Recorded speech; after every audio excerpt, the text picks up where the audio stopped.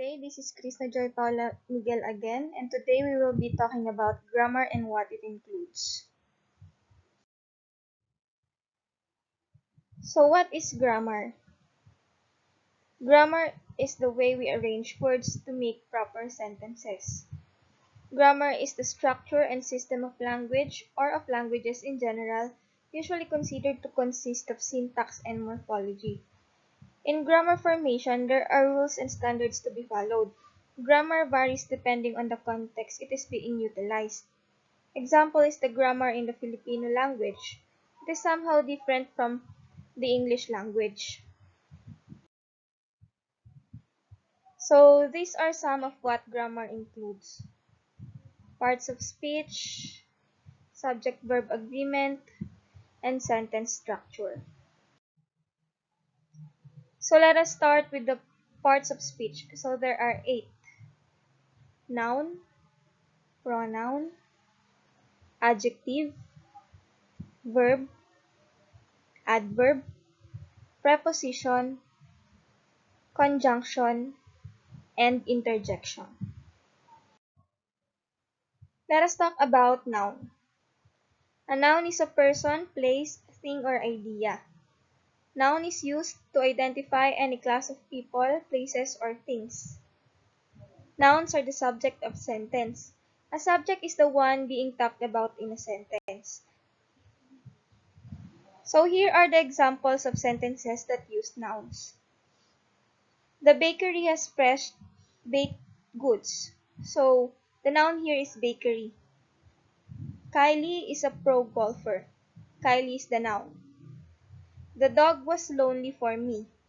Dog is the noun. And love is a beautiful thing. Love is the noun in this sentence. A noun has several types as well. The common, proper, concrete, abstract, collective, count, and mass. Common noun. A noun that does not name a specific person, place, or thing. It typically starts with small letter. For example, dog, girl, mountain, fruits, province. Next is the proper noun. A noun that names a specific person, place, or thing. It typically starts with capital letter. It is used to address specific brands, persons, places, etc. For example, Samsung, Krishna, Lian, and Wesleyan University, Philippines. Concrete noun. A noun which refers to people and to things that exist physically and can be seen, touched, smelled, heard, or tasted. This type of noun appeals to the 5 senses. For example, food, objects, animals. Next is the abstract noun.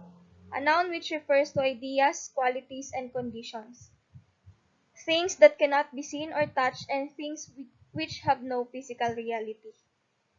Nouns that cannot be touched nor seen by the naked eye. For example, love, freedom, sadness, permission, hope, etc. Next, collective noun. A noun which refers to a group of people or things. So a collective noun is a collection of things taken as a whole. So for example, family, group, team, squad, litter, and batch. Next is the count noun. A noun that refers to something that can be counted. So from the word itself, it can be counted and can be formed a plural. And in the singular, it can be used with the indefinite article like a, some, few, many, the. So here are the examples. Book can be a book or books. Pen can be a few pens or pens. Battle can be many battles or battles. Next is the mass noun. A noun that does not typically refer to thing that can be counted, and so it does not regularly has plural form. It cannot be counted. They usually express a group or a type. cannot be pluralized. So, for example, sugar, hair, rice, milk, food, traffic. So, it is literally cannot be counted. So, now let us talk about pronoun. A pronoun is a word that takes the place of a noun. Instead of saying Arian likes to eat, you could say she likes to eat. So, it can be used to avoid redundancy. So, an example is Krishna is a fan of volleyball. Krishna tends to watch all the teams in UAAP playing volleyball. So instead of saying that, you could say Krishna is a fan of volleyball. She tends to watch all the teams in UAAP playing it. So instead of saying Krishna on the second sentence again, you could replace it with the pronoun she. And instead of saying volleyball again in the second sentence, you could replace it with the pronoun it. So here are some of the examples.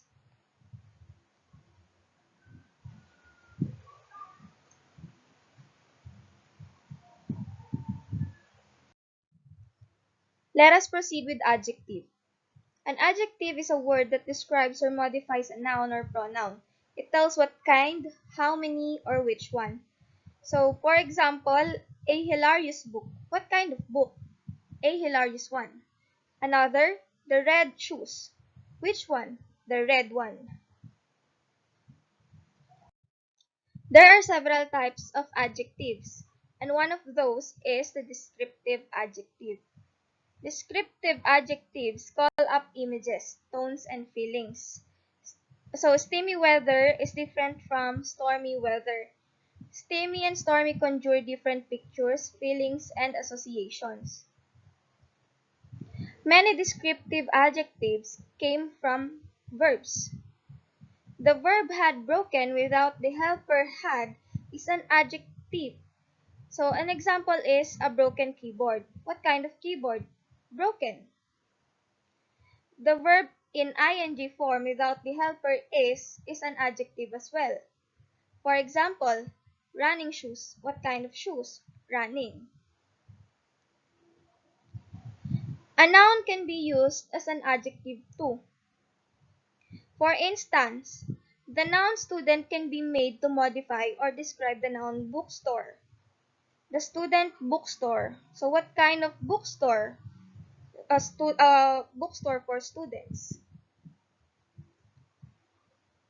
Nouns are also combined to produce compound adjectives that modify a noun as a unit. So they are usually joined by hyphen when they precede the noun. When they follow the noun, the hyphens are being omitted. So for example, an 18-year-old boy. Which boy? The 18-year-old boy. So next, the articles. The, an, and a called articles are adjectives that answer the question which one.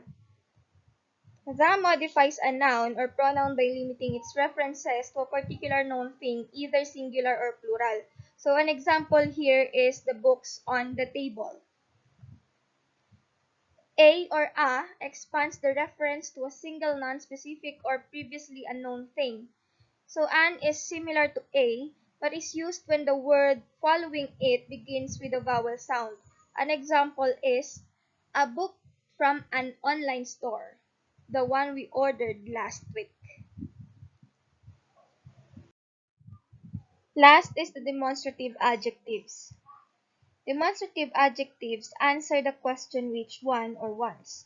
They are the only adjectives that have both a singular and plural form. Demonstrative adjectives point to a particular previously named things.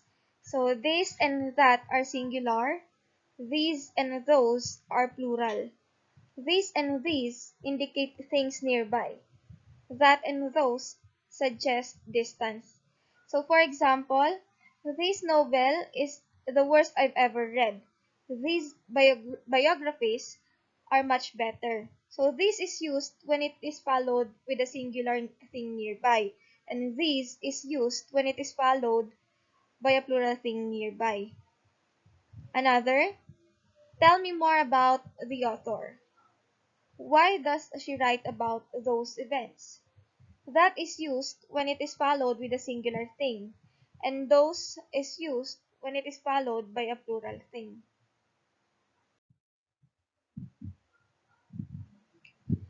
Next, next on parts of speech is the verb. So, a verb is the action of the sentence. It shows what someone or something is doing. So here are some examples of verbs: jump, do, went, run, fly, sings, whistling, have. So there are three main types of verbs. The first one is action verbs, second is linking verbs, and lastly, the helping verbs.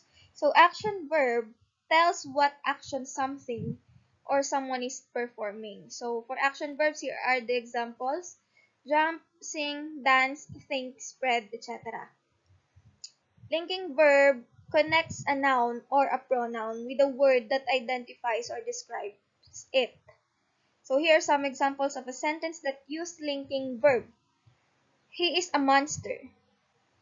S is a linking verb in he is a monster, for it connects the subjects to its subject complement or the word that describes the pronoun he. Next, he looks stunning. Looks is used to link the subject to the subject complement. And lastly, the helping or the auxiliary verbs. So helping verbs are being added before another verb to make it a verb phrase. So examples are the be verbs, which is consist of am, are, is, was, were, being.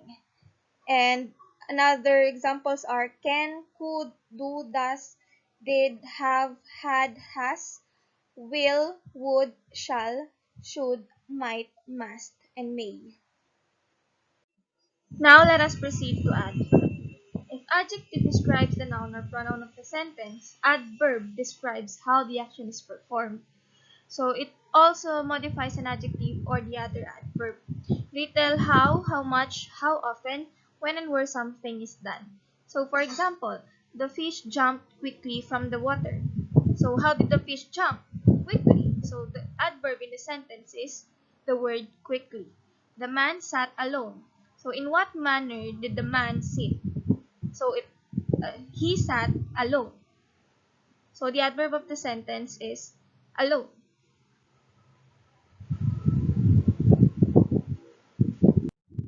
Next is the conjunction. A conjunction is a word that joins words or word groups together. Conjunction connects clauses or sentences. Here are the types of conjunction. Each of them serves its own distinct purposes, but all working to bring words together. The coordinating conjunction, the subordinating conjunction, and the correlative conjunction. So, what is coordinating conjunction? Coordinating conjunctions link equal parts of a sentence, be it words, phrases, or independent clauses. So they can join two verbs, two nouns, two adjectives, two phrases, or two independent clauses.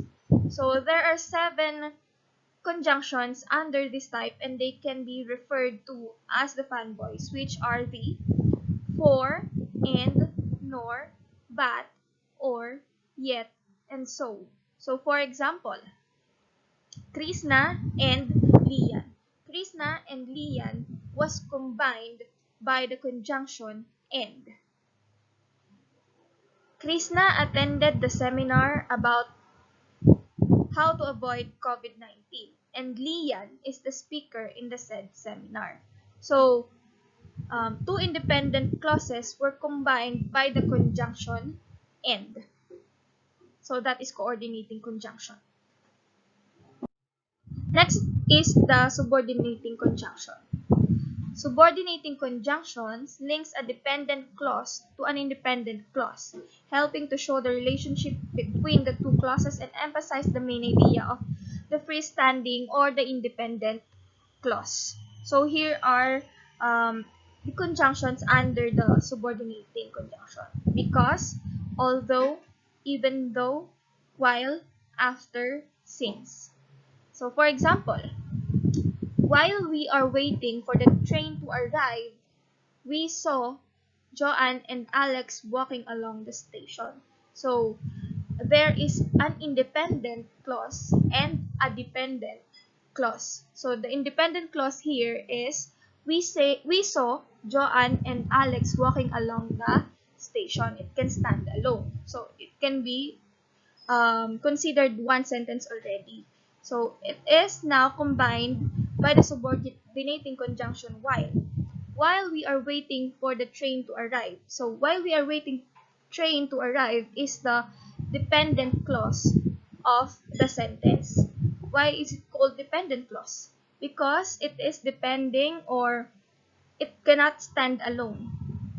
It should be connected to an independent clause for it to be considered a uh, complete sentence. Another, Jean refused to accompany Shane at Casey's party because they are not in good terms. So as you can see, Jean refused to accompany Shane at Casey's party is the independent clause. It means it can stand alone. Because they are not in good terms is the dependent clause, because it has to be connected with the independent clause for it to be said a complete sentence. So last in the conjunctions is the correlative conjunction. Correlative conjunctions work in pairs to join together words or phrases that have equal importance within a sentence. So here are the correlative conjunctions: either and or, such and that, not only and but also, and neither and nor. So again, they work in pairs. In a sentence, this is how correlative conjunctions work. Neither Jennifer nor Jasmine passed the board examination. So the correlative conjunctions used were neither and nor. Next, he is not only handsome but also intelligent.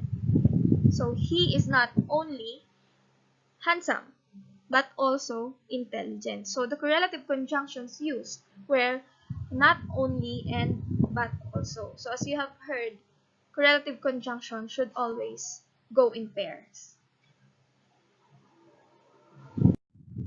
Next in the parts of speech is the preposition. So a preposition is a word that shows position or direction. Some examples are in, out, under, over, after, out, into, up, down, for, and between. So here are the examples that use preposition in a phrase: in the classroom, on the table, across the river, down the alley, between you and me, outside the house. Last in the parts of speech is the interjection. So an interjection is a word that shows strong emotion. Such examples are wow, ouch, hooray, and oh no. Interjections can really liven up a sentence. They help to add voice to your writing. So for example, you are writing a short story or novelette. You can use interjections to put excitement or intensity to the story you are writing. So let us now proceed to the next one in grammar, the subject and verb agreement. So in a sentence, the subject and the verb should always agree with each other. So here are some of the rules. So plurals in English grammar. To make a noun plural, we add s. To make a verb plural, we take away s. So this is the common error of students. They are overgeneralizing. They think that regardless if the word is a noun or verb, the plural form comes with s. But noun and verb has different plural forms. So an example here is a singular noun has no s, and the plural noun has s. So for example, the girl. Girl is in singular form. So when it is turned into plural form, the s should be added at the end. So to make a verb plural, the s will be taken away from the ending of the word. So for example, the singular verb is talks. There is an s. Unlike in the plural form of the noun or the singular form of the noun, there is no s. In the plural form of the verb, there is s. So when you take or when you make it into plural, you will remove the s in its ending. He talks becomes they talk.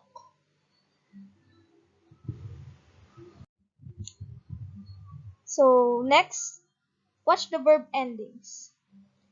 In singular, I walk, you walk, he or she or it walks, Joe walks, the girl walks.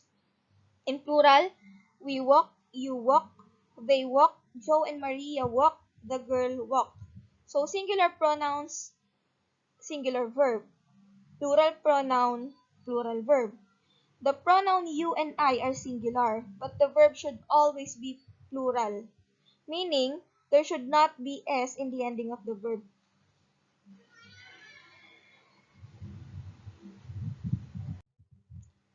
So remember there are irregular verbs. Do, have, and be. So in singular, he does. In plural, they do. Singular, she has. Plural, they have. Singular, he is. She was. In plural, they are and they were.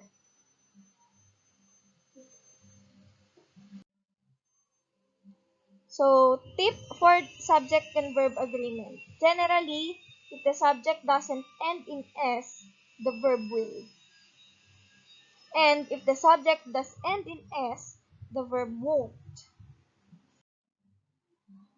So in this example, the girl dances. So the subject has no s. So the verb should have s at its ending. Another, the girls dance. So as you can see, there is an s on the subject, meaning to say the subject is plural. Therefore, the verb should also be plural, which means there should not be s at the end of the word. So multiple subjects joined by and. If there are two or more subjects joined by and, the subject must be plural, so the verb will not get an s.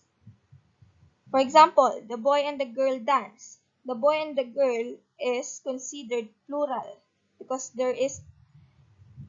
two there are two subjects. Therefore, the noun or the verb should also be plural. There is no s at its ending.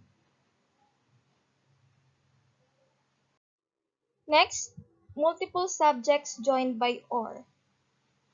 If there are two more subjects joined by or, the verb agrees with the part of the subject closest to it. So, for example, the professor or the students walk the halls. So, the closest subject to the verb is plural, which is the students. Therefore, the verb should also be plural or no s at its end. Next, the students or the professor walks the halls. In the second sentence, the closest subject to the verb is singular. Therefore, the subject should also be singular. So it should come with s. Next is the indefinite pronouns. Some indefinite pronouns are always singular. So here are some examples. Anyone, everyone, someone, no one, nobody. So when you use these indefinite pronouns, the verb should always be singular. So others can be either singular or plural, like all and some. So everybody loves grammar. So in this sentence, the indefinite pronoun everybody was used, which requires singular verb. Next, some people love grammar. So some, the indefinite pronoun some can either be singular or plural.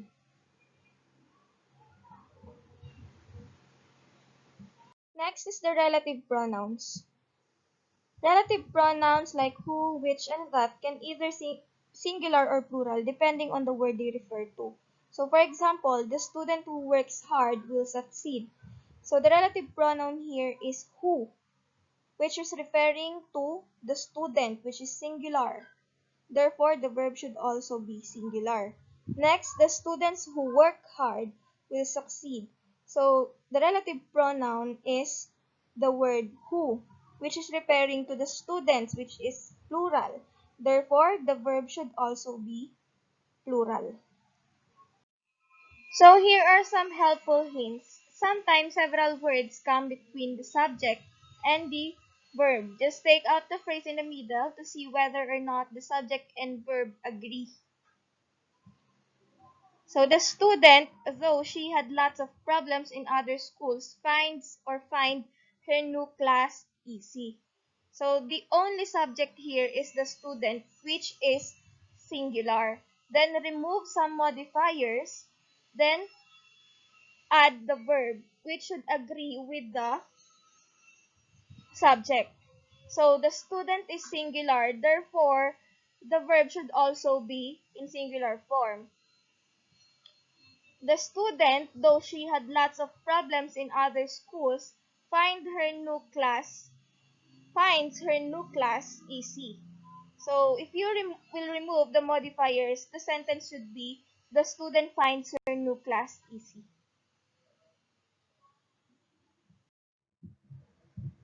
Okay, the subject can never be part of a prepositional phrase. For example, the students in my class study or studies hard. Okay, you should choose between study or studies. Let us first look at its subject. So, in my class is definitely a prepositional phrase. Therefore, the subject is not in there. The subject is the students, which is plural. Therefore, the verb should also be in plural form. It should be the students in my class study hard.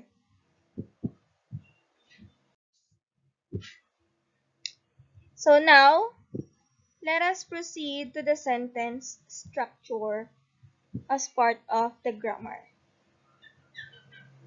So there are four: the simple sentence, compound sentence, complex sentence, and the compound complex.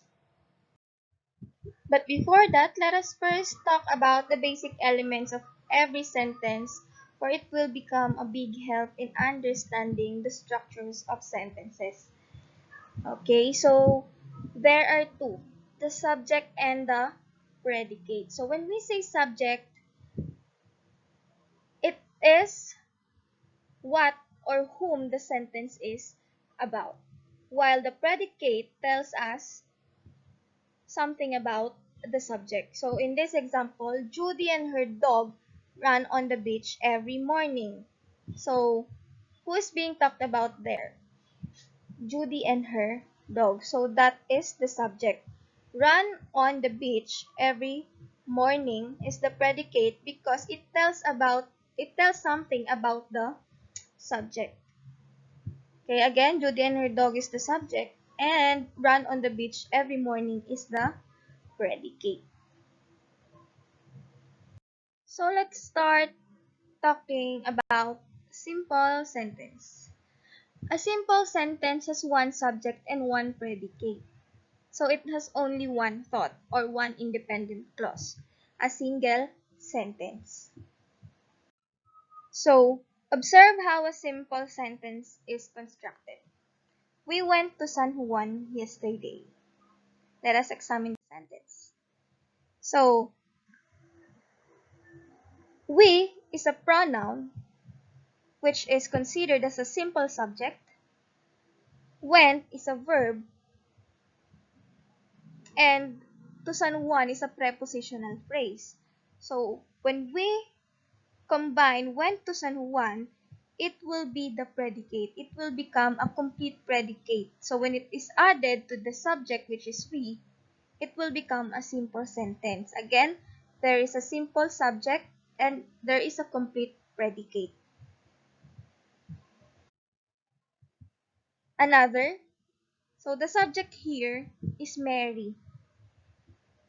The predicate plays tennis. Mary plays tennis. There is only one subject and one predicate. That is also a simple sentence. But can a simple sentence have a compound subject and a compound predicate? Let us see. Okay. Tom and Mary play tennis. There is a compound subject, which is Tom and Mary. There are two subjects and one predicate, one complete predicate, which makes a simple sentence. Next, Tom and Mary play tennis and swim. As you can notice, Tom and Mary is a compound subject and play tennis and swim is also a compound predicate. But still, this is just a simple sentence for it has only one thought.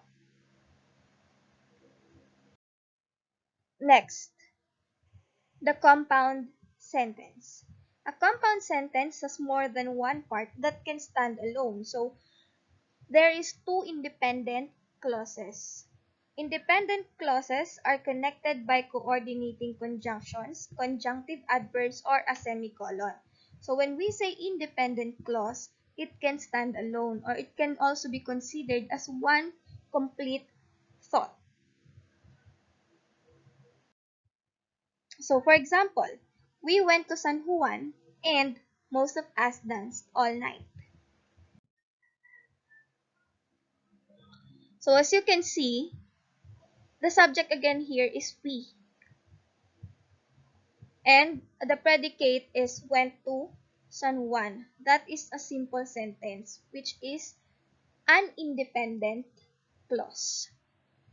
But when you add another independent clause by a coordinating conjunction, this will become compound sentence. So, most of us danced all night. Most of us is the subject. Danced all night is a complete predicate, combined by the coordinating conjunction, which makes a compound sentence.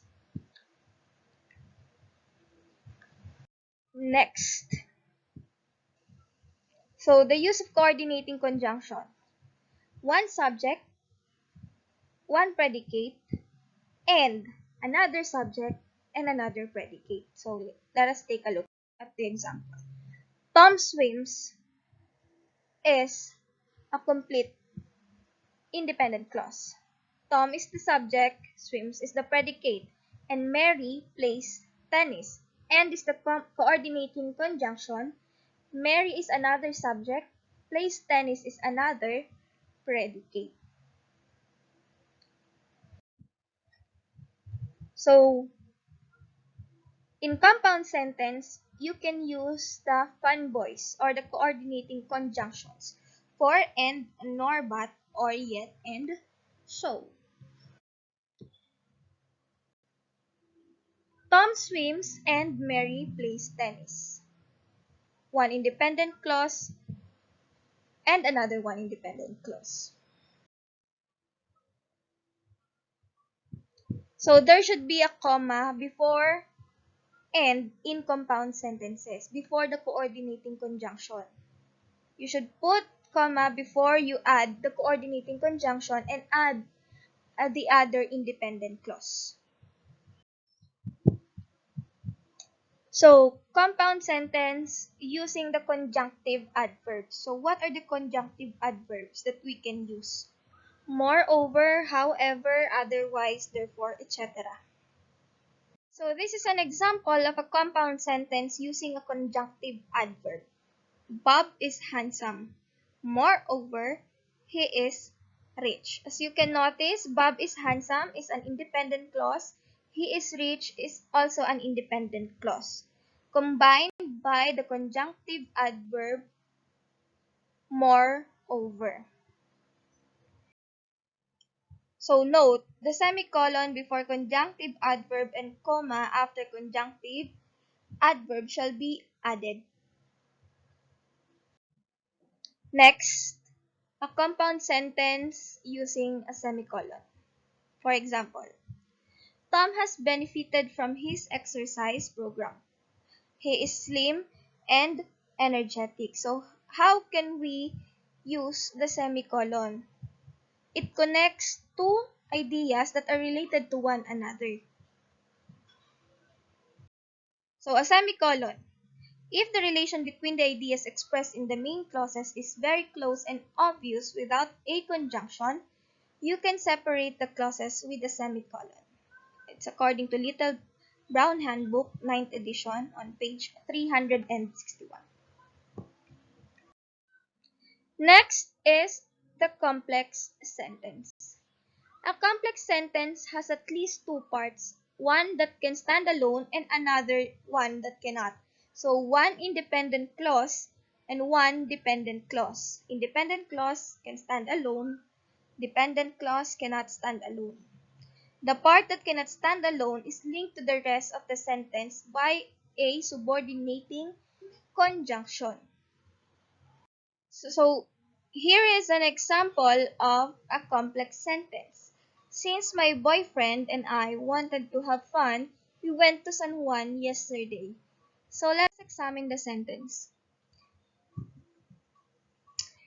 So we use the subordinating conjunction since, which is considered part that cannot stand alone or the dependent clause. And the subject of the independent clause is we. Predicate is went to San Juan yesterday. It is an independent clause for it can stand alone.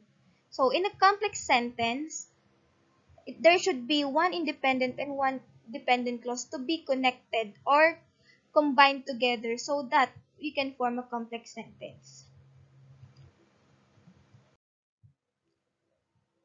Another example of a complex sentence. Bob is popular. Bob is popular is an independent clause because it can stand alone. Even though he is ugly is a dependent clause. Why? Even though he is ugly cannot stand alone, it should be connected to an independent clause so that it can be considered a complex sentence or to have a complete thought.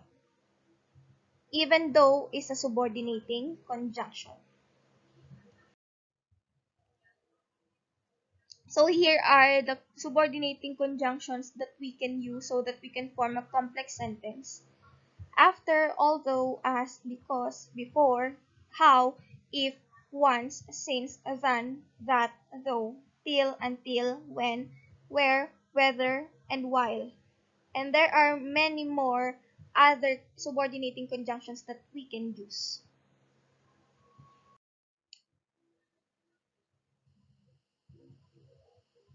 So another example, even though Bob is ugly, he's popular, one dependent and one independent clause. The last one is the compound complex sentence. So this type of sentence has more than one part that can stand alone. So meaning to say there should be two or more independent clauses and at least one that cannot stand alone.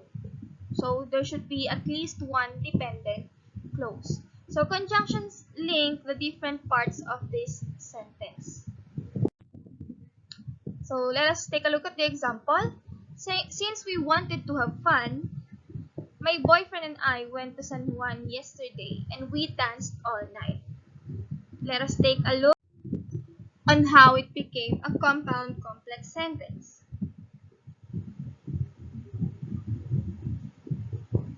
So, since we wanted to have fun is a part that cannot stand alone because it has a subordinating conjunction which makes it dependent clause. My boyfriend and I went to San Juan is a complete thought which is an independent clause, and we danced all night is also an independent clause. there are two independent clauses here and one dependent clause. So as you can notice, it is a combination of a compound and a complex sentence. So usually, this sentence is the most or the longest sentence among other sentences.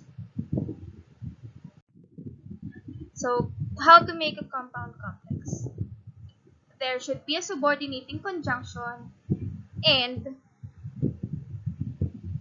a coordinating conjunction or a semicolon or a conjunctive adverb. Mike is popular because he is good looking, but he is not very happy. So Mike is popular is an independent clause because he is good looking is a dependent clause. He is not very happy is an independent clause. So if these three clauses are combined, this will become a compound complex sentence. So in conclusion, parts of speech, subject and verb agreement, and the structures of sentences are very important in the grammar formation. So the languages of different countries, different places may vary, but these rules are very important for us to know and to use the English language fluently. So thank you and have a great day.